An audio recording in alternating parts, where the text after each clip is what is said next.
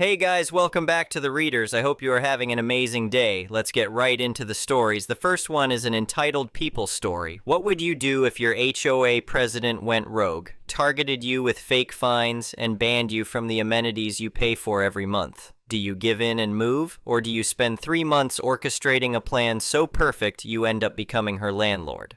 I retired at 62 after spending 30 years in commercial real estate development. I'd worked primarily with strip malls and small office buildings, and I was good at it. Good enough that I could retire comfortably and move into a nice 55-plus community in Arizona, where I could golf, use the gym, and generally enjoy not having to deal with difficult tenants and maintenance headaches anymore. The community had about 150 homes, all single-story ranches built around a central clubhouse. The clubhouse was the crown jewel of the neighborhood. It had a full gym with newer equipment, a heated pool, a community room for events, and a small library. The monthly HOA fees were reasonable at $200, and everything seemed well maintained. I'd done my due diligence before buying, and the HOA appeared to be professionally managed with adequate reserves. For the first year, everything was perfect. I used the gym 3 or 4 times a week, usually early in the morning when it was quiet. I'd gotten into the best shape of my life. The other residents were friendly and the board seemed to run things competently without being overbearing.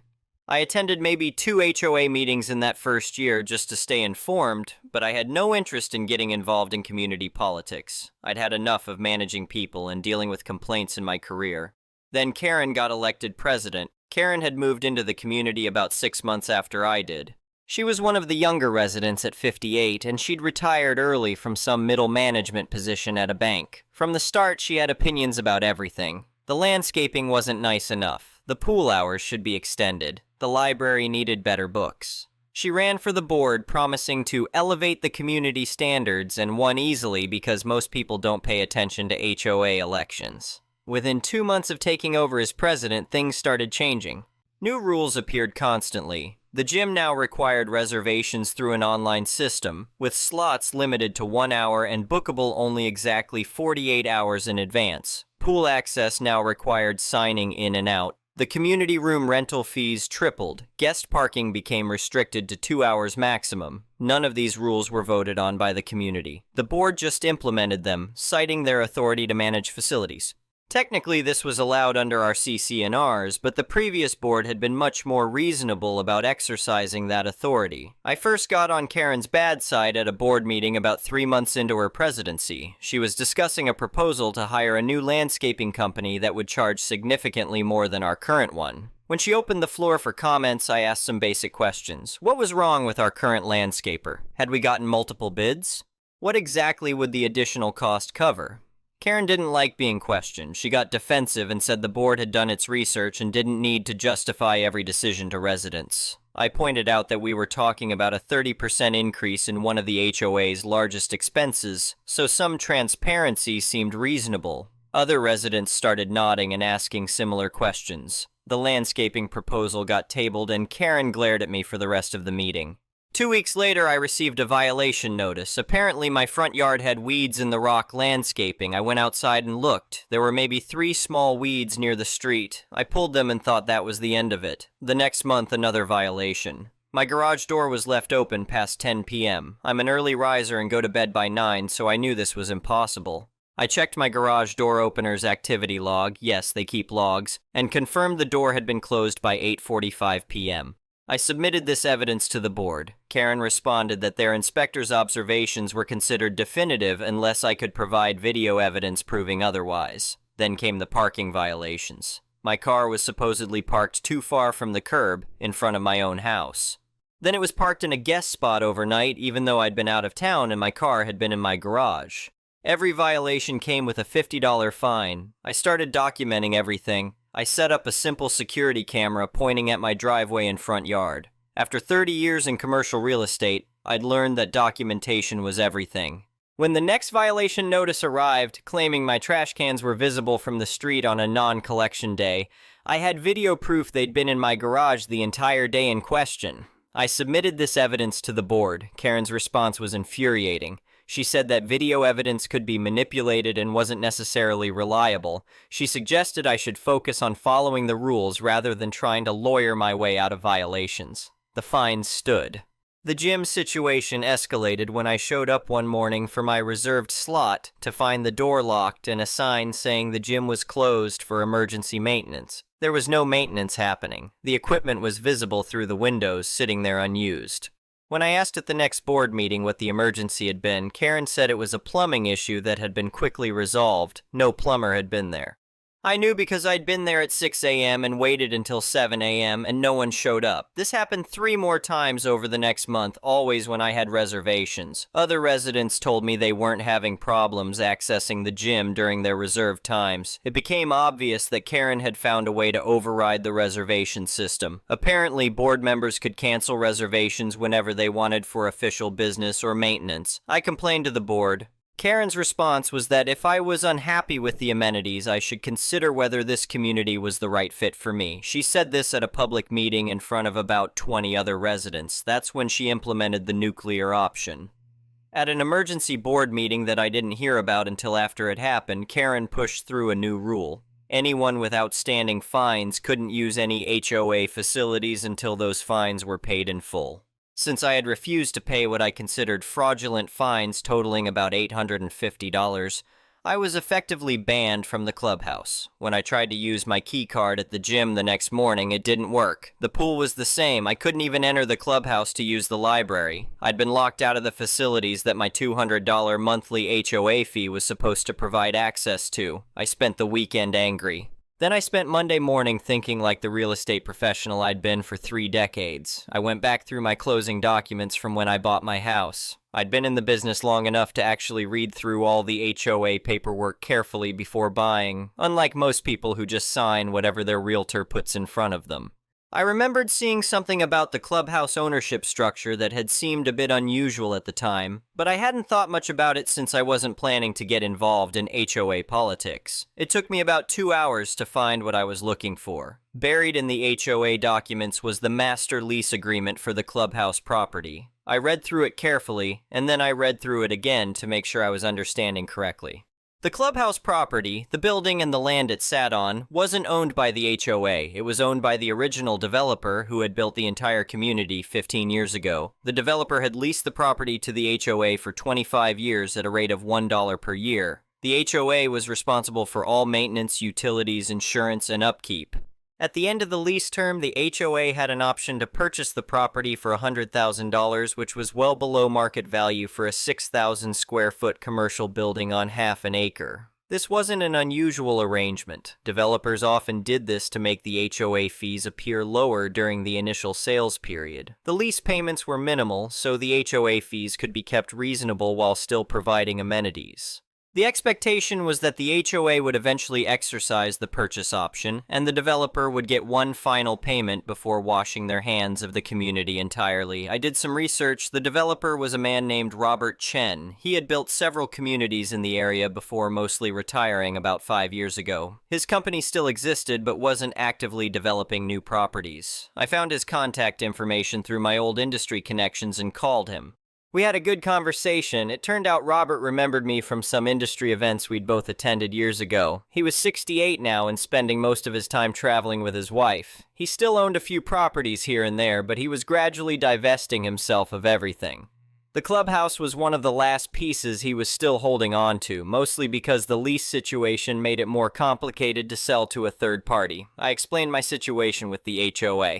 I didn't go into all the petty details, but I gave him the basic picture. Karen was running the HOA like her personal fiefdom, and I'd gotten on her bad side by asking reasonable questions. Now I was being locked out of facilities I was paying for through fraudulent violations. Robert laughed and said he'd dealt with difficult HOA boards before. Then I asked him if he'd be willing to sell me the clubhouse property. I explained that I had the cash available, that I understood the complications with the existing lease, and that I wasn't looking to disrupt the community. I just wanted to solve a problem.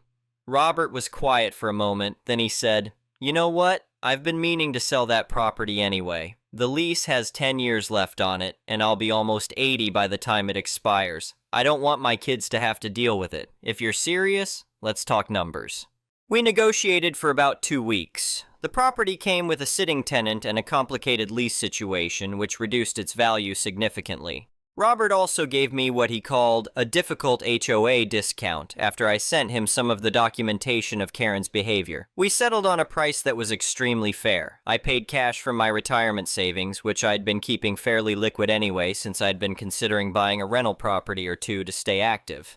The whole transaction took about 3 months to complete. There was the title search, survey work, and dealing with the lease complications. My attorney earned his fee making sure everything was structured correctly. The property was transferred into an LLC I set up, which was the smart way to hold it for liability purposes. The day after the closing was recorded, I had my attorney send a letter to the HOA board.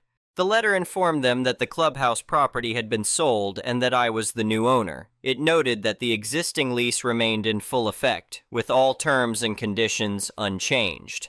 The letter stated that I looked forward to a positive working relationship with the HOA as their landlord. The letter was delivered to all 5 board members via certified mail. I made sure I was home the day they were delivered because I wanted to see Karen's reaction. I didn't have to wait long. Karen showed up at my door 3 hours after signing for her letter. Her face was red and she was waving the letter like a weapon. She demanded to know what I thought I was doing. I told her calmly that I'd purchased a property, which was a perfectly legal transaction. She said I was trying to manipulate the HOA. I pointed out that nothing about the HOA's situation had changed. They still had the same lease on the same terms they'd had for years. She said she didn't believe I actually owned the property. I offered to show her the recorded deed, but she stormed off before I could pull it up on my phone. The next day, the HOA's attorney sent my attorney a letter demanding proof of ownership and claiming the sale was invalid because the HOA should have been given right of first refusal. My attorney responded with a copy of the recorded deed and pointed out that the lease agreement contained no right of first refusal clause. The HOA's attorney went quiet after that. I attended the next board meeting. The room was packed. Word had spread about what happened, and everyone wanted to see the drama. Karen called the meeting to order and immediately announced that they would be going into executive session to discuss legal matters. I stood up and said that was fine, but as the owner of the property where they were currently meeting, I'd need to ask them to either hold their executive session elsewhere or pay the standard rental fee for private use of the community room. You could have heard a pin drop. Karen's face went through several colors. Another board member, a reasonable guy named Tom, asked if I was serious. I said I was completely serious. The lease required the HOA to pay for any private use of the facilities beyond normal community access. An executive session that excluded community members would qualify as private use. Karen said I was being ridiculous. I shrugged and said I was simply following the terms of the lease agreement, which I'd be happy to review with anyone who wanted to see it. Tom asked if we could table the executive session discussion and continue with regular business. I said that would be fine. The meeting continued, but the dynamic had completely shifted. Karen tried to maintain control, but every time she made a pronouncement, people looked at me to see if I would object. I didn't say much, just sat there taking notes. Near the end of the meeting, during the open comment period, I raised my hand. Karen reluctantly recognized me. I said that as the new property owner, I'd been reviewing the maintenance records for the clubhouse, which the lease required the HOA to provide to me. I said I had some questions about certain expenses. Karen said that was an internal HOA matter. I disagreed. The lease made the HOA responsible for maintenance, but it also gave me the right to inspect and approve major repairs to protect the value of my property. I said I'd found some discrepancies that raised questions. For example, the HOA had supposedly paid $8,000 for gym equipment repairs 6 months ago, but the equipment didn't appear to have been serviced. I suggested that the board might want to have an independent accountant review the maintenance records since some of the discrepancies I'd found raised questions about whether the HOA was getting value for its money. Tom asked if I could provide more details. I said I'd be happy to share my documentation with any board member who wanted to review it. Karen said I was making serious accusations without evidence. I said I wasn't making accusations, just observations, and that an independent review would clear everything up if there was nothing wrong. The meeting ended shortly after that, but I could see people talking in small groups in the parking lot. Seeds had been planted. Here's where Karen made her biggest mistake. She apparently decided that as property owner, I still had to follow HOA architectural guidelines for any changes to the building. She sent me a letter stating this, probably thinking she'd found a way to maintain some control over me. I smiled when I read it. Then I had my attorney draft a response saying I would absolutely follow every architectural guideline to the letter. I said I took my responsibilities as a property owner very seriously. The next week, I submitted formal applications for several modifications to the clubhouse property. Each application meticulously followed every single requirement in the architectural guidelines. I requested permission to repaint the clubhouse exterior in the exact approved color it was already painted. I requested permission to maintain the existing landscaping with the exact same plants that were already there. I requested permission to keep the existing light fixtures, the existing roof tiles, the existing window frames, the existing everything. Each application was dozens of pages long with photographs, paint swatches, plant specifications, and detailed descriptions. Each application required the architectural committee to review it within 30 days and hold a hearing if requested. Each application required Karen and her committee to spend hours documenting their approval of things that weren't even changing. But here's the beautiful part. Buried in the architectural guidelines was a clause stating that any property undergoing architectural review couldn't be modified until the review was complete. This meant that for the next several months, while my applications were being processed, the HOA couldn't make any changes to the clubhouse without my approval as owner. The property was under architectural review that I had initiated. Karen had been planning to repaint the community room and upgrade some of the gym equipment. She couldn't do either without my approval as the owner, but she also couldn't process my architectural applications fast enough to free up the property from review status. Every time she approved one application, I submitted 2 more. I had dozens of them prepared. She demanded I follow the architectural guidelines, and I was following them so thoroughly that it paralyzed her ability to do anything. Meanwhile, Tom had taken my suggestion seriously.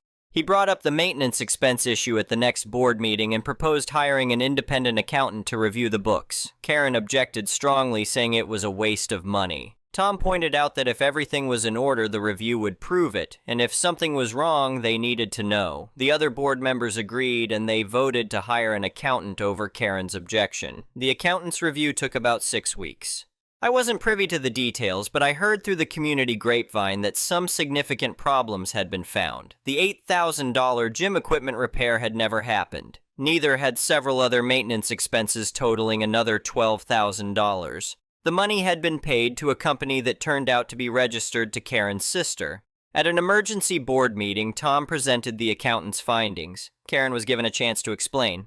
She claimed they were legitimate expenses and that the accountant didn't understand how HOA maintenance worked. Tom asked for documentation. Karen said she'd have to look for it. The board voted unanimously to remove Karen as president and to refer the matter to the HOA's attorney for further investigation. Karen threatened to sue everyone, then she left the meeting. The HOA's attorney reviewed the evidence and recommended reporting the matter to the police. The board voted to do so. I wasn't involved in any of that decision-making, but I made sure the board knew that as property owner, I had copies of all the maintenance records related to the clubhouse, which I'd be happy to provide to any law enforcement investigation. The police investigated for several months. The district attorney eventually filed criminal charges against both Karen and the treasurer, who had apparently been cooperating with the scheme. Rather than go to trial, they both accepted plea deals. Karen pleaded guilty to fraud and embezzlement. She was sentenced to 18 months, though she ended up serving about 6 months in county jail with the rest suspended based on her paying full restitution and having no prior record. The treasurer got probation since she cooperated with prosecutors. As part of the criminal proceedings, the court ordered Karen to pay back everything she'd stolen, plus penalties. The HOA also filed a civil suit against her for the fraudulent fines she'd issued to various residents, including me. I filed my own civil suit against her personally for harassment and abuse of her position. My attorney structured it carefully to show that she had abused her position for personal reasons rather than legitimate HOA business. Karen ended up settling both suits. I got back my $850 in bogus fines, plus my attorney fees and some additional damages. The HOA recovered most of what had been stolen, though it took years to collect it all. With Karen gone, the new board was much more reasonable. Tom became president, and he was excellent. Transparent, fair, and actually interested in serving the community rather than ruling it. One of his first acts was to apologize to me publicly for how I'd been treated. We renegotiated some aspects of how the property relationship would work.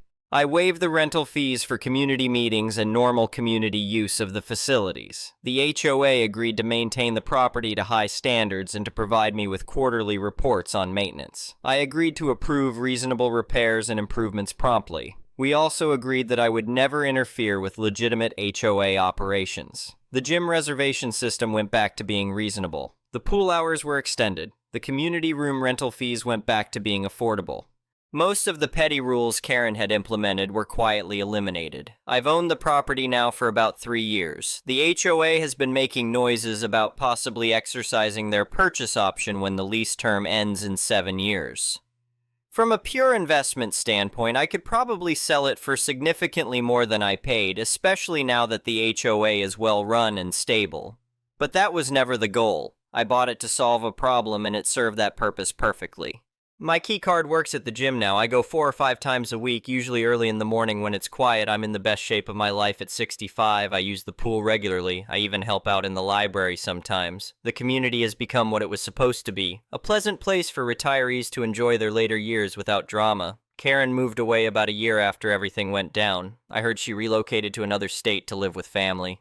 I don't know if she's still dealing with the financial consequences of her actions, and honestly, I don't think about her much anymore. The irony isn't lost on me. She wanted to control the clubhouse so badly that she locked me out of it. In response, I bought the building she was so desperate to control. She ended up with nothing, and I ended up with a property that's been a perfectly good investment while also solving the exact problem she created. Sometimes the best revenge is just understanding how things actually work and being willing to use that knowledge. 30 years in real estate taught me that ownership matters, that documentation is everything, and that the person who gets angry first usually loses. Karen never learned any of those lessons. I'm still retired, still enjoying my morning workouts, and still glad I moved to this community. The HOA is stable, the facilities are well maintained, and everyone seems much happier without the constant drama. And if anyone ever tries to lock me out of the clubhouse again, well, I own the building. I'd like to see them try.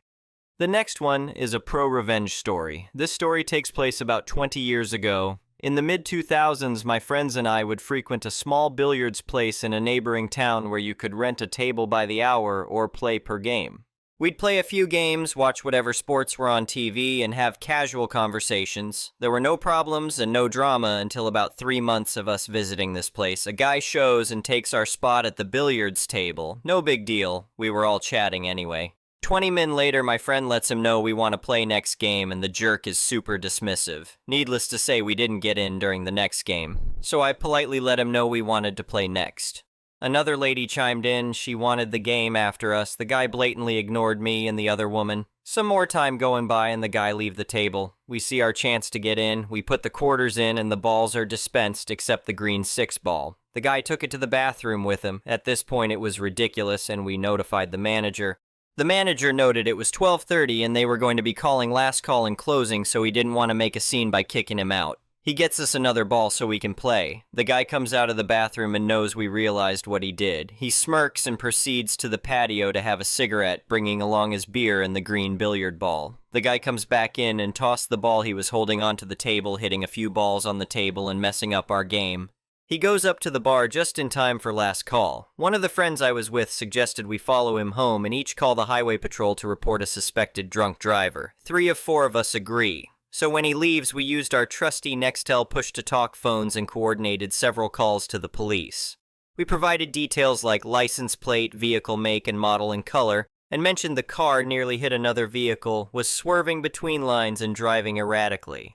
This was under a 15-minute plan. We had no idea where the guy lived, but suspected it was close as he was visiting a neighborhood place, so our time was limited. The one guy who didn't notify the police tailed the jerk and called us giddy when a police officer pulled between him and the guy and turned in his lights to pull him over. The police blotter that week included an arrested of a guy who was pulled over after multiple calls of erratic driving. He wasn't arrested for DWI, but instead for driving on a suspended license. The next one is a malicious compliance story. For context, I was out walking around my city with my roommate. As we passed through the main square, we witnessed something straight out of a movie. 3 police officers were chasing a man who had probably been dealing nearby, and they managed to corner him on the other side of the street. I had never seen anything like that involving law enforcement before, so I decided to tell my girlfriend about it in real time by sending her a WhatsApp voice message. I raised my phone and started recording. Then something happened. One of the younger police officers noticed the phone in my hand and shouted across the street, "Hey, what are you doing?" I froze. I was confused and did not immediately process that he was speaking to me. I just stood there staring at him, thinking there was no way he could possibly mean me. About 3 seconds later, I saw him running toward me while continuing to shout, "What are you doing?" That genuinely frightened me, so I extended my arms toward him without touching him and said, "Whoa, whoa, whoa, calm down." From that point onward, the conversation went more or less like this. The officer speaks first, and I respond, "What are you doing? Did you record a video?" "I did not record a video. I was sending a voice message to my girlfriend." "Open your gallery immediately and delete the video in front of me." At that moment, I became embarrassed. Why? Because I suddenly remembered that the most recent photograph in my gallery was a picture of my dick that I had sent to my girlfriend. I was not afraid to tell him. I do not usually mince words, and if there is something embarrassing that needs to be said, I will say it. The damage was already done anyway. Look, I'm not joking, but the last picture in my gallery is a photograph of my dick. I do not care. Delete the video immediately. He did not hesitate at all. In his mind, the video definitely existed and was sitting inside my gallery. Except there was no video. So I decided to humor him. I opened my gallery and showed him the most recent media file. Then I opened it. He saw it. He stood there silently for 2 or 3 seconds, apparently trying to process what he was looking at. Then he closed his eyes and turned his face away from the phone. "Get out of here." So we left. By that point, I was crying with laughter. My roommate was too. All things considered, it was a pretty great evening.